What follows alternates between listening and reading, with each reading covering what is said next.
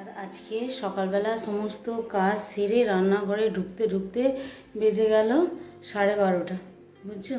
আর এই যে সবে বসিয়েছি ভাতের জল, আর এখন রান্না করবার জন্য এই যে এখানে কেটে নিয়েছি এরকম ছোট ছোট করে বেগুন আর আলু বেগুন দিয়ে একটুখানি উচ্ছেটার ঝাল করব। অনেক দিন উচ্ছেটা এনেছে জানো তো, কিন্তু এই আজ খাবো কাল খাবো করে খাওয়া আর হয়নি। এই যে কিছু উচ্ছে পচে গেছে, আর দেখি কাটতে বসে যেগুলো বাদশার দিয়ে একটু আধটু ভালো মুখ পাবো সেগুলোই করব। এই উচ্ছের ঝালটা ছেলেরা কেউ খেতে ভালোবাসে না, কিন্তু তবু করব, এটা আমি একটু খাবো। আজকে আমার ইচ্ছা হয়েছে যে এই শুকনো পাকনা উচ্ছেগুলো ভাজা করলে একদম ভালো লাগবে না, আর ভাতে দিলে তো ভালোই লাগবে না, তাই একটুখানি এরকম বেগুন আলু দিয়ে পেঁয়াজ দিয়ে তরকারি করব।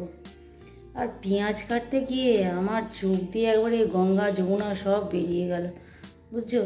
আর আগে যখন আমার ঠাকুমা বা মা পেঁয়াজ কাটতে বসতো তখন বলতো চোখ দিয়ে জল পড়লে নাকি চোখের জ্যোতি ফেরে, চোখ বহুদিন ভালো থাকে। উফ, তখন খালি ভাবতাম যে মা পেঁয়াজগুলো আমাকে দাও, আমি কেটে দিই, যাতে পেঁয়াজ কাটবার সময় চোখে জল পড়লে নাকি চোখ ভালো থাকে। তো তাই হিসেবে যারা আমরা চোখগুলো ভালো থাকবে, তো তার জন্য তখন পেঁয়াজ কাটতে বসতাম, কিন্তু তখন অত চোখে জল পড়তো না জানো। আর তখন খালি চিন্তা করতাম যে কি জানি বাবা কানা ফানা হয়ে যাবো নাকি তাড়াতাড়ি, এরকম একটা ব্যাপার ছিল। আর এখন নিজে ঘরে সংসারের জন্য কাটতে গিয়ে হচ্ছে সেই কী করবো, পেঁয়াজগুলো কেউ বাইরের লোককে ডেকে নিয়ে এসে কেটে দিতে পারলে ভালো হয়। সে চোখ একবারে জ্বালা দিয়ে টপ করে জল পড়ছে জানো, পেঁয়াজ কাটতেই এখন বিরক্ত হয়ে যাচ্ছে। তো চলো রান্নাবান্নাগুলো করেই ফেলি। আর এই কদিন ধরে আকাশে কি হয়েছে কি জানি, মেঘ করেই আছে, আর মোটা জিনিস কিছু কাচতে বাকি আছে, ভাবছি কাচবো না, এরকম একটা ব্যাপার হয়ে আছে। আর ভাতটাও হয়ে গেছে, ছেলেদের জন্য খালি একটু এরকম ডাল বানিয়ে দিয়েছি, আর করে দিয়েছি এরকম ডিম ভাজা, ব্যাস। ওদের আলু সিদ্ধ মেখে দেবো, পেঁয়াজ আর একটুখানি লঙ্কার তেল করে পেঁয়াজ কুচিয়ে মেখে দেবো, আর ডাল দিয়ে ডিম ভাজা দিয়ে ওরা খেয়ে নেবে। এই তরকারিটা তো ওরা খাবে না, এটা আমাকেই খেতে হবে। তো এইটাও হয়ে গেছে, বসানো থাক। আর আজকে ভাবলাম সময় পেয়েছি, তো এই সময় একটুখানি কুলের আচার খেতে ইচ্ছে করে। আমার বড় ছেলেটাও না যেন কাজ পাচ্ছে না, যেখানে সেখানে পাখা চালিয়ে দিয়ে আর বেরিয়ে যাচ্ছে। এখন বানাবো আজকে একটু কুলের আচার। তুই একটু পাখাটা বন্ধ করে আসবি তো, বল। খালি আমাকে বন্ধ করতে হবে, এটা ওটা চালিয়ে দিয়ে চলে আসবি। টিভি আর কুল এনেছে, কুলগুলোকে এখানে ভিজিয়ে রেখেছিলাম, ভালো করে ধুয়ে নেব, নিয়ে আজকে কুলের আচারটা বানাবো। এই যে দুটো একটা খারাপ হয়ে গেছে, এই যে গর্ত মতো পোকা হয়ে গেছে, এইগুলো যদি দিই তাহলে আর কুলের আচার খেতে হবে না, ফেলে দিতে হবে। এই যে বিচ্ছিরি হয়ে গেছে, এইগুলো ফেলে দিয়েছি বেঁচে, আর এইগুলো সব ঠিক আছে। এগুলোকে এখন আচার বানাবো, এটাও নষ্ট হয়ে গেছে। আর এই সময় যদি আচারটা বানিয়ে রাখি, বর্ষাকালে খেতে এত ভালো লাগে না এই কুলের আচার আর তেঁতুলের আচার। আমার আবার কুলের আচারের থেকে না ওই পাকা তেঁতুলের আচারটা বেশি ভালো লাগে। আমার কড়াই আছে, আগের বছরে করে রেখেছিলাম, এখনও কড়া আছে, কিন্তু কড়া থাকলে কি হবে, খাবারই টাইম পাওয়া যায় না। ভাত খেতে খেতে 2:30 বেজে যাচ্ছে, তারপর কখন আর আচার খাবো। আচারটা শীতকালে ফিতকালেও ভালো লাগে না, এই গ্রীষ্মকালে বর্ষাকালেই আচার খেতে ভালো লাগে। আর কুলের আচারটা বানাবার জন্য তখন সব ধুয়ে জল ঝরে রেখে দিয়েছিলাম, আর এখন এই যে বোটাগুলো সব ফেলে দিয়েছি, দিয়ে এবার একটুখানি গরম জলে ভিজিয়ে রেখেছি, হালকা করে গরম জলে একটু ভিজিয়ে নিয়েছি। আর এবারে মশলাগুলো ভেজে নেব। কী কী মশলা নিয়েছি দেখো।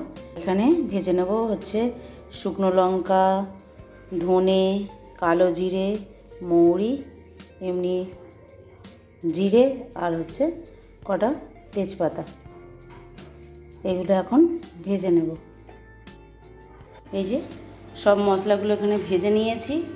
আর এখানে গুড়টা একটুখানি গরম জল করে ফুটিয়ে নেব, কেননা দোকানের গুড় অনেক নোংরা ময়লা থাকে তো, বা বালি বালি মতো কিছু থাকলে, গুড়ে কোনো ময়লা থাকলে ওটা ছেঁকে দেব, তার জন্যই একটু গরম করে নিচ্ছি।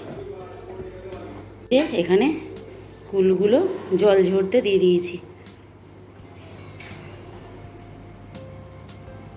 আর আচারটা করার জন্য এই যে এখানে সাদা তেল দিয়ে নিয়েছি, আর একটু দেব এরকম 5 ফোড়ন।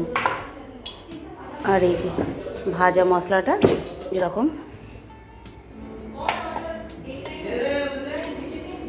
একটু দানা দানা করে বেটে নিয়েছি। 5 ফোড়নটা ভাজা হয়ে যাওয়ার পর ফুলগুলো একটুখানি 5-7 মিনিট মতো নেড়ে নিয়েছি ওই তেলেই। তারপরে গুড়টা ছেঁকে নিয়েছি। গুড়টা জানো কত নোংরা ছিল, একদম বালি, তারপরে ছোটো ছোটো মশা পোকা পড়েছে, সেইগুলোকে একটু ছেঁকে নিলাম। খাবার জিনিস বলো, ওই একটু দেখি খাওয়া যায়। তো এখন এবারে একটুখানি আধ ঘন্টার মতো এরকম নাড়ানাড়ি করতে হবে, একটু জোর কমিয়ে বাড়িয়ে, কেননা নাহলে তলায় লেগে যেতে পারে জিনিসটা। এগুলো একটুখানি টাইম নিয়ে করতে হবে। চলো এখন এইটার পিছনে খালি নাড়তে হবে। আর ভাজা মশলা যেটা করে রেখেছি না, আবার ওই 2-3 মিনিট আগে দিয়ে দেবো, ব্যাস আচার রেডি। কুলের আচার বানানো হয়ে গেছে, এই যে দেখে নাও। এখন খালি ঠান্ডা হওয়ার অপেক্ষা। এটা এখন আর কিছু করব না, এই অবস্থাতেই ছেড়ে দেব। আর কালকে ওই কাঁচের যে বয়ান হয় না, এই যে এগুলো, এই যে এরকম বয়ানে ভরে রাখবো, ব্যাস তাহলেই হয়ে যাবে। আর এই আচারটা দেখে আমার এক সাবস্ক্রাইবার বন্ধু 2 দিনের মধ্যে আমার বাড়িতে চলে আসবে। প্রমাণ করিয়ে দেবো যে আমার এক সাবস্ক্রাইবার বন্ধু আচারটা নিতে এসেছে। ঠিক আছে, তোমাদেরকে অবশ্যই সেটা দেখাবো কে নিতে এলো। এবারে আমাদের রাতের খাবার বানাতে হবে। ওবেলা সেরকম কিছু তো বানাইনি, বর ছিল না বলে, তো এবেলা তো রান্নাটা করতে হবে, তাই না? চলো এবেলা দেখি কি রান্না করি। চলো বন্ধুরা, আজকের ব্লগটা এখানেই শেষ করছি। পরের দিন আবার দেখা হবে, ততক্ষণ টাটা। আর এরকম একটা ঝাঁঝরি চাপা দিয়ে দিয়েছি, সারা রাতে ঠান্ডা হয়ে যাবে। চলো টাটা।